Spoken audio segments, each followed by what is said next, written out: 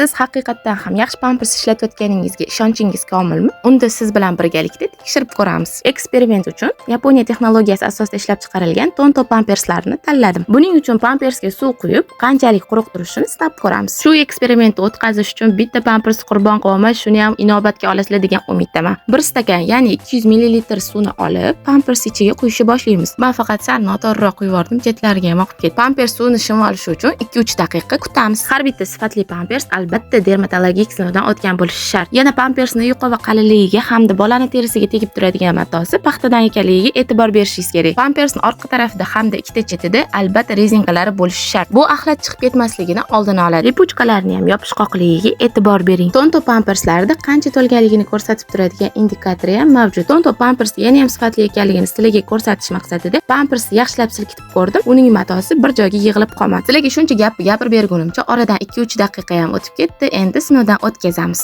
Vau, qaranglar, salfetkani yaxshilab botirsam ham umuman qo'l bo'lmadi. Siz Tonto pamperslaridan ishlatganmisiz yoki qaysi pampersdan ishlatasiz? Albatta kommentariyaga yozib qoldiring.